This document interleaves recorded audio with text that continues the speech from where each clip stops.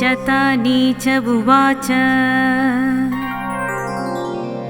महामते महाप्राज्ञा सर्वशास्त्रविशारदा अक्षीणकर्मबन्धस्तु पुरुषो द्विजसत्तमा मरणे यज्ञपेजप्यं यञ्च भावमनुस्मरन् परं पदमवाप्नोति तन्निरूहि महामुने। शौनक उवाच इदमेव महाराज पृष्टवांस्ते पितामह भीष्मं धर्मविदां श्रेष्ठं धर्मपुत्रो युधिष्ठिरम्। युधिष्ठिर उवाच पितामहा महाप्राज्ञा सर्वशास्त्रविशारदा बृहस्पतिस्तुता देवी वागीशेन महात्मना आत्मानं दर्शयामान सूर्यकोटिसमप्रभम्। सरस्वत्युवाच वरं वृणुष्य भद्रं ते यत्ते मनसि विद्यते।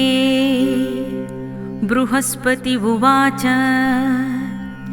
यदि मे वरदा देवी दिव्यज्ञानं प्रयश्चन्ना।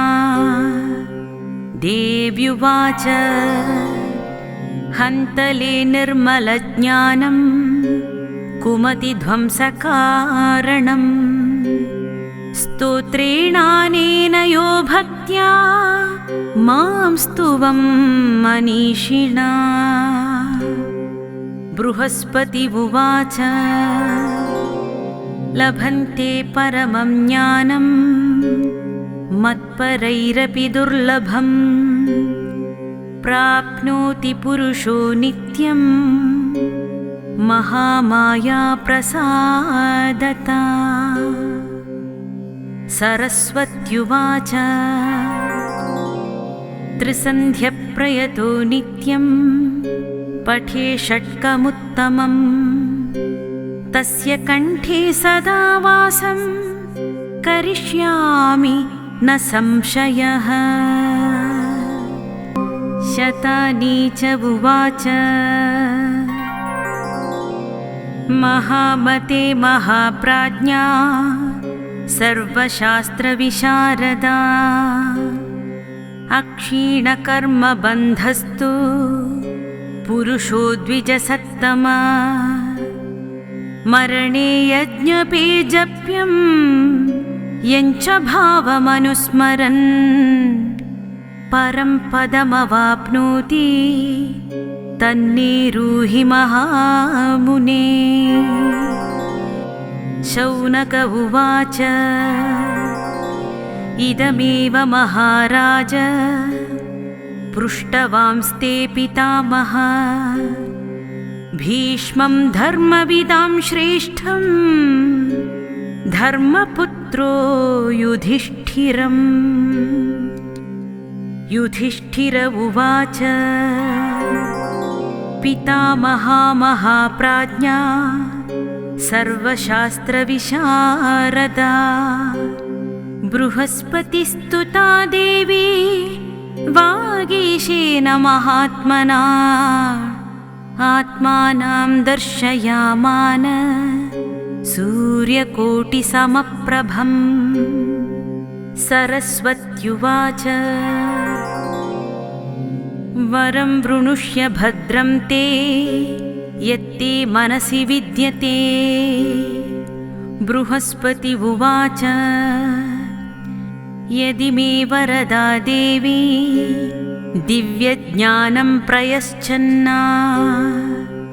देव्युवाच हन्तले निर्मलज्ञानं कुमतिध्वंसकारणम् स्तोत्रेणानेन यो भक्त्या मां स्तुवं मनीषिणा।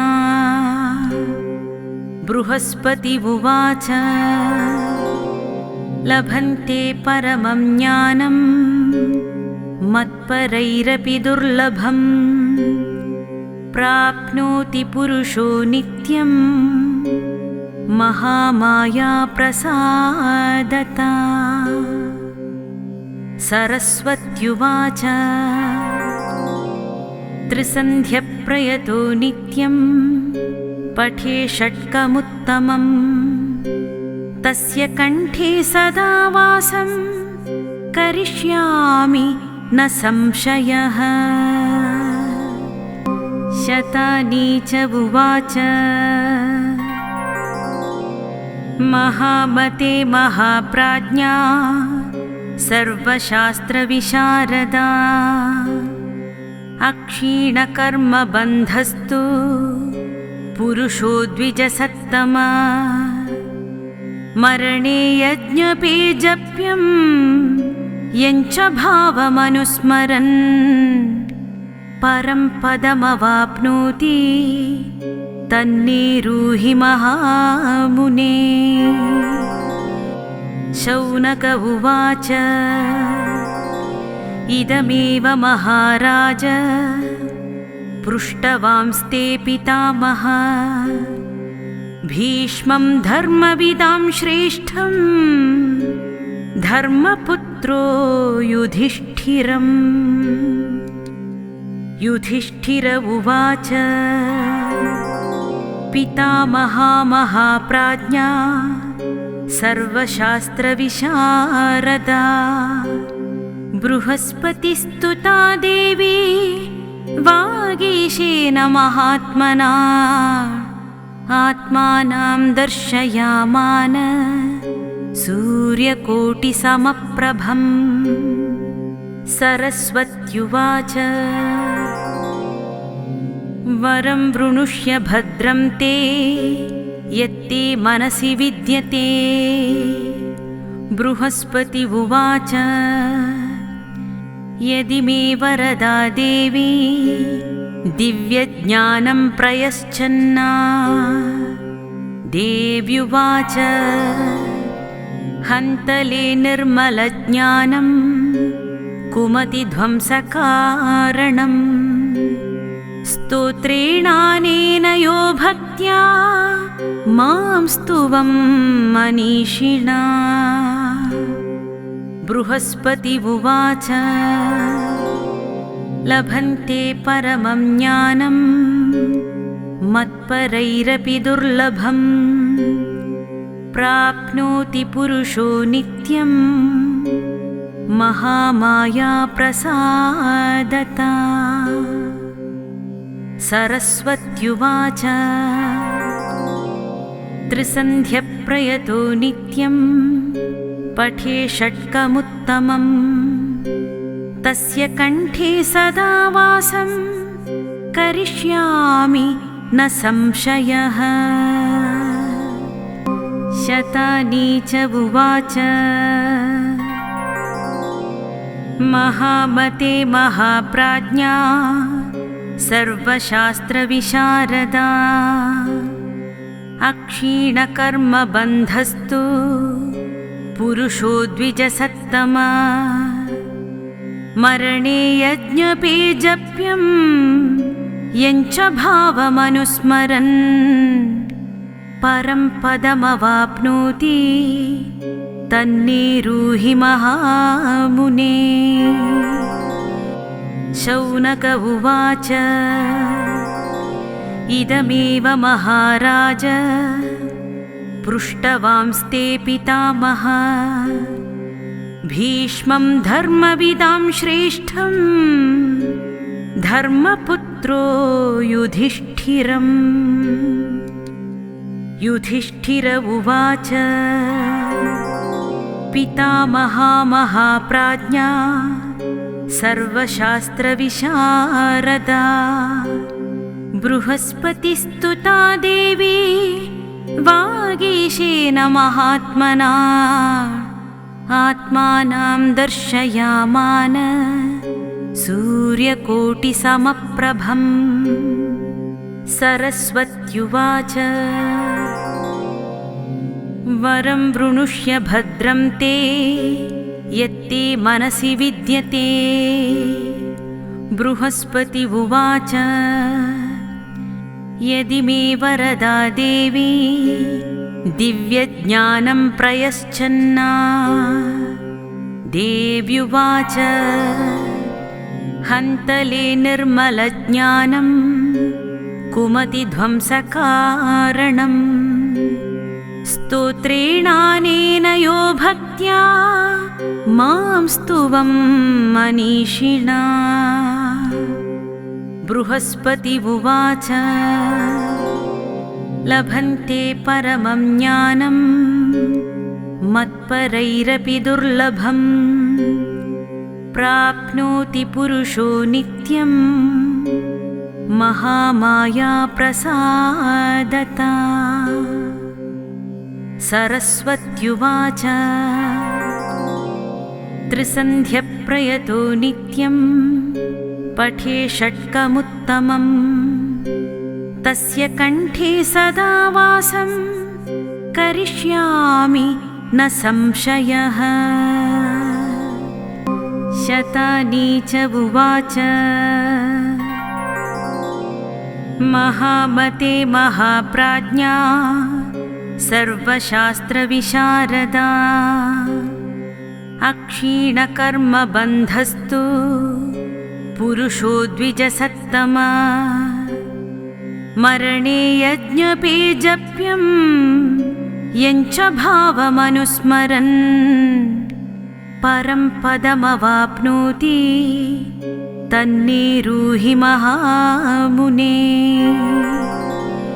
शौनक उवाच इदमेव महाराज पृष्टवांस्ते पितामह। भीष्मं धर्मविदां श्रेष्ठं धर्मपुत्रो युधिष्ठिरम्। युधिष्ठिर उवाच पितामहा महाप्राज्ञा सर्वशास्त्रविशारदा। बृहस्पतिस्तुता देवी वागीशेन महात्मना। आत्मानं दर्शयामान सूर्यकोटिसमप्रभम्। सरस्वत्युवाच वरं वृणुष्य भद्रं ते यत्ते मनसि विद्यते। बृहस्पति उवाच यदि मे वरदा देवी दिव्यज्ञानं प्रयश्चन्ना। देव्युवाच हन्तले निर्मलज्ञानं कुमतिध्वंसकारणम्। स्तोत्रेणानेन यो भक्त्या मां स्तुवं मनीषिणा। बृहस्पति उवाच लभन्ते परमं ज्ञानं मत्परैरपि दुर्लभम्।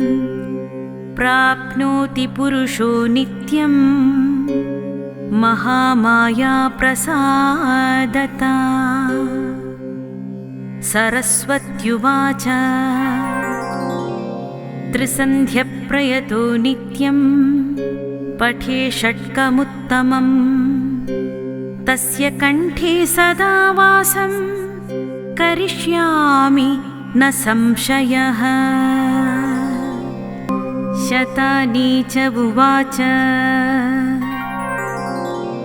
महामते महाप्राज्ञा सर्वशास्त्रविशारदा। अक्षीणकर्मबन्धस्तु पुरुषो द्विजसत्तमा। मरणे यज्ञपेजप्यं यञ्च भावमनुस्मरन् परं पदमवाप्नोति तन्निरूहि महामुने। शौनक उवाच इदमेव महाराज पृष्टवांस्ते पितामह। भीष्मं धर्मविदां श्रेष्ठं धर्मपुत्रो युधिष्ठिरम्। युधिष्ठिर उवाच पितामहा महाप्राज्ञा सर्वशास्त्रविशारदा बृहस्पतिस्तुता देवी वागीशेन महात्मना आत्मानं दर्शयामान सूर्यकोटिसमप्रभम्। सरस्वत्युवाच वरं वृणुष्य भद्रं ते यत्ते मनसि विद्यते। बृहस्पति उवाच यदि मे वरदा देवी दिव्यज्ञानं प्रयश्चन्ना। देव्युवाच हन्तले निर्मलज्ञानं कुमतिध्वंसकारणम्। स्तोत्रेणानेन यो भक्त्या मां स्तुवं मनीषिणा। बृहस्पति उवाच लभन्ते परमं ज्ञानं मत्परैरपि दुर्लभम्। प्राप्नोति पुरुषो नित्यं महामाया प्रसादता। सरस्वत्युवाच त्रिसन्ध्यप्रयतो नित्यं पठे षट्कमुत्तमम्। तस्य कंठे सदा वासं करिष्यामि न संशयः। शतानी च उवाच महामते महाप्राज्ञा सर्वशास्त्रविशारदा अक्षीणकर्मबन्धस्तु पुरुषो द्विजसत्तमा।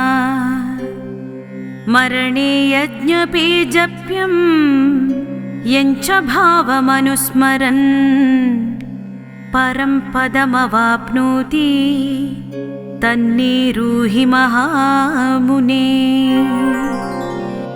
शौनक उवाच इदमेव महाराज पृष्टवांस्ते पितामह। भीष्मं धर्मविदां श्रेष्ठं धर्मपुत्रो युधिष्ठिरम्। युधिष्ठिर उवाच पितामहा महाप्राज्ञा सर्वशास्त्रविशारदा बृहस्पतिस्तुता देवी वागीशेन महात्मना आत्मानं दर्शयामान सूर्यकोटिसमप्रभम्। सरस्वत्युवाच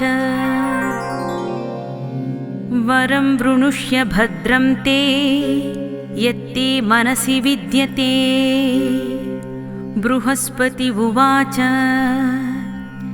यदि मे वरदा देवी दिव्यज्ञानं प्रयश्चन्ना। देव्युवाच हन्तले निर्मलज्ञानं कुमतिध्वंसकारणम्। स्तोत्रेणानेन यो भक्त्या मां स्तुवं मनीषिणा। बृहस्पति उवाच लभन्ते परमं ज्ञानं मत्परैरपि दुर्लभम्। प्राप्नोति पुरुषो नित्यं महामाया प्रसादता। सरस्वत्युवाच त्रिसन्ध्यप्रयतो नित्यं पठे षट्कमुत्तमम्। तस्य कंठे सदा वासं करिष्यामि न संशयः। इति श्रीसरस्वत्यष्टकं सम्पूर्णम्।